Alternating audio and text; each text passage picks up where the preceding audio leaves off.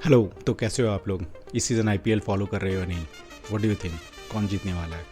मुझे तो आरआर तगड़ी लग रही है। वो वैभव सूर्यवंशी को देखा है, क्या तगड़ा धो रहा है। बिहारी लौंडा है, गर्दा छोड़ाए हुए है। लेकिन क्रिकेट कितना बदल गया है नहीं? 200 रन तो हर इनिंग में ऐसे बन रहा है जैसे 50 ओवर का मैच हो।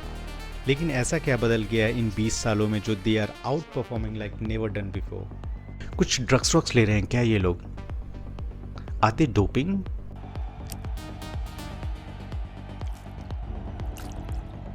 or they take doping?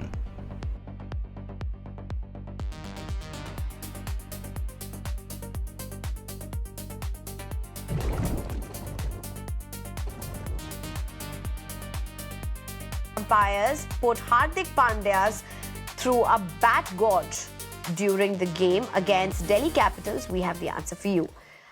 Hello, मेरा नाम है पुष्कर कांत और आज हम समझने की कोशिश करेंगे खेल जगत की सबसे अनसुलझी पहेली को, टेक डोपिंग।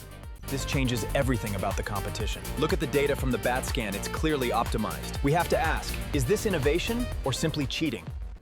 सारे खेलों में एक कॉमन नियम होता है, नियम के अंदर रह के खेलना। Sports are bound to be in rules to give a fair chance to all sports person to compete based on skill, emerge as a winner by outperforming their competitors. अगर नियम ना हो तो फिर तो वही बात हो गई है, मैं 2 बार बैटिंग करूंगा क्योंकि बैट मेरी है। स्पोर्ट्स फैटर्निटी एक बात को लेके तो बड़ी क्लियर है। As a sports person you can't enhance your biological performance by taking any shot of drugs और मेडिकेशन। हमने पास्ट में कई इंस्टेंस देखे हैं जहां खिलाड़ी गेट बैंड और disqualified just before the event. क्यों? क्योंकि they fail the dope test. इस बात से तो हम लोग सब एग्री करते हैं कि हाँ, डोपिंग नहीं होनी चाहिए। यहाँ तक तो सब चंगा सी। स्पोर्ट्स फैटर्निटी की उलझन तब बढ़ जाती है जब बात आ जाती है गियर्स की, इक्विपमेंट्स की, जो खेल के दौरान खिलाड़ी यूज़ करते हैं। उनके लिए सबसे मुश्किल सवाल ये है, when does a sports gear get so good than actually it's a cheating. आपके खेलने के इक्विपमेंट्स इतने बेहतरीन हैं कि आप खेल नहीं रहे हो, एक्चुअली आप चीटिंग कर रहे हो। And this is what it called tech doping. Is cheating. A weekend that changed distance running forever. Nike's controversial Vaporfly shoe fueling new controversy over the suits the swimmers are wearing, surpassing human capabilities.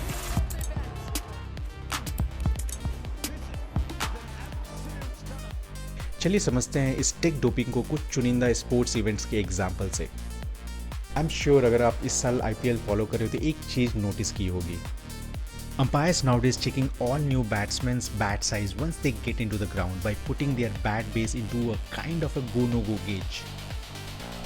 Umpire ensure करते हैं कि किसी भी batsman के bat का as का thickness 40 mm से ज़्यादा नहीं होना चाहिए और स्पाइन का या डेप्थ का साइज 67 mm से ज़्यादा नहीं होना चाहिए।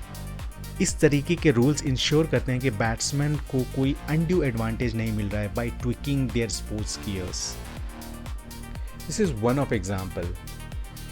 पिछले 1-2 दशक में ये रूल्स इवॉल्व हो रहे हैं।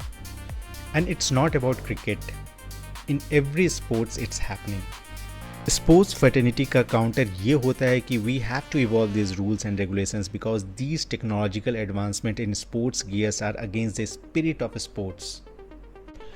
But how do you define the spirit of sports? Spirit of sport काफ़ी वेग टर्मिनोलॉजी है। आप कैसे डिफाइन करोगे स्पिरिट ऑफ स्पोर्ट्स को?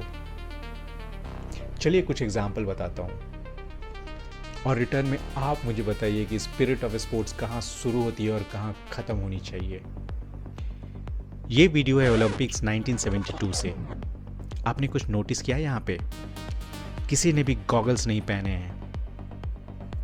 4 साल बाद ओलंपिक ने गॉगल्स अलाउ कर दिया and the early adopters start winning. Here is a chart showing swimming records by years.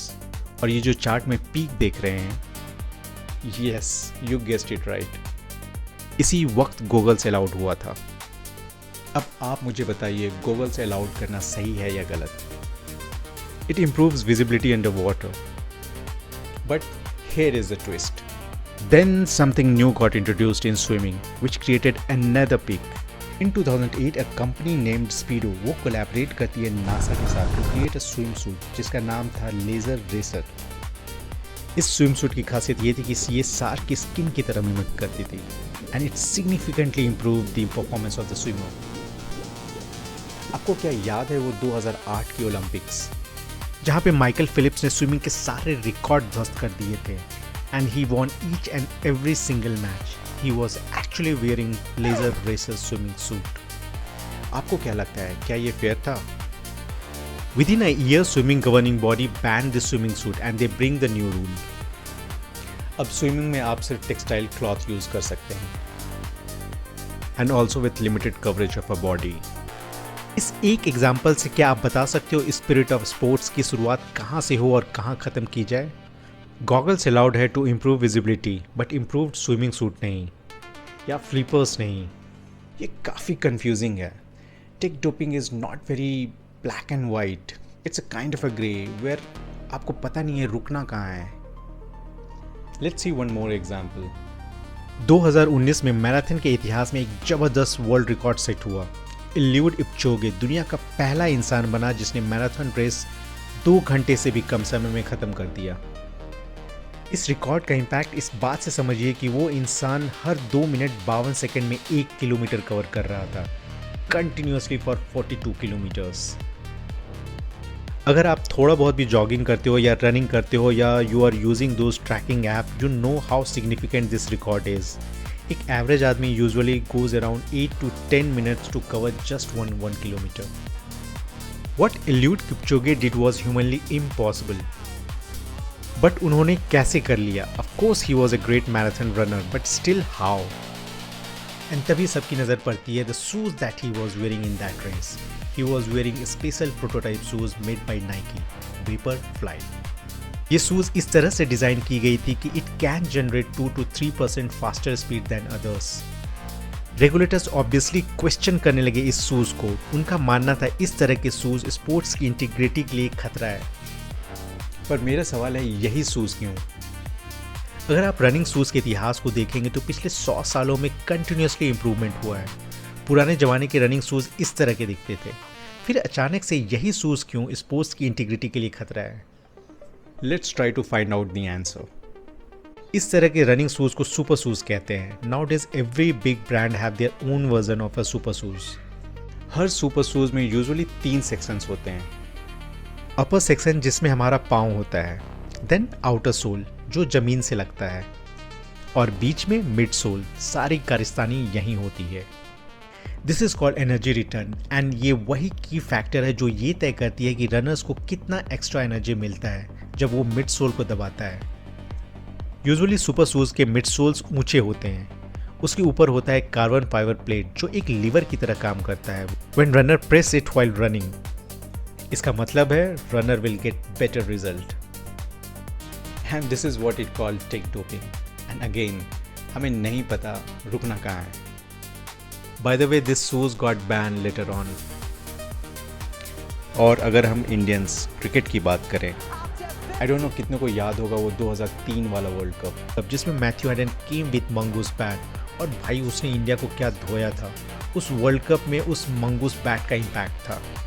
Can we tell that was a tech doping? I don't know, but there was some scientific studies which shows mongoose bat से 20% ज़्यादा power generate होती है and 15% ज़्यादा bat speed for batsman. Mongoose bats are still not illegal for ICC, पर आपको क्या लगता है अगर कोई बैट सिग्निफिकेंटली किसी बैट्समैन के परफॉर्मेंस को इम्प्रूव करती है तो क्या वो टेक डोपिंग की कैटेगरी में आएगी? Similar like those Nike Vaporfly shoes. मुझे लगता है स्पोर्ट्स एक ऐसी एक्टिविटी है जो हमें बेहतर इंसान बनाती है। Follow the rules and still winning based on sheer talent, skill and determination. Tech evolution is a part of a progress. वो होती ही रहेंगी, पर हमें वो दायरा खुद बनाना पड़ेगा कि टेक्नोलॉजी या फिर एडवांसमेंट इन स्पोर्ट्स गियर कब तक सहूलियत दे रही है और किसके बाद एडवांटेज। स्विमिंग के दौरान गॉगल्स पहनना एक सहूलियत है, पर लेजर रेसर जैसे स्विम सूट एक एडवांटेज। शूज़ पहन के दौड़ना एक सहूलियत है, पर सुपर शूज़ पहन के रेस करना एक एडवांटेज। स्पोर्ट्स इसलिए मज़ेदार होती है क्योंकि उसमें जीतने और हारने की प्रोबेबिलिटी 50-50 होती है। By doing any sort of a tweaking, अगर आप इसे 0.5% भी चेंज कर दें, trust me, sports will die that day. मेरा नाम है Pushkar Kant and you are watching T-Rex. If you like this content, I encourage you to do like, share and subscribe. Thank you.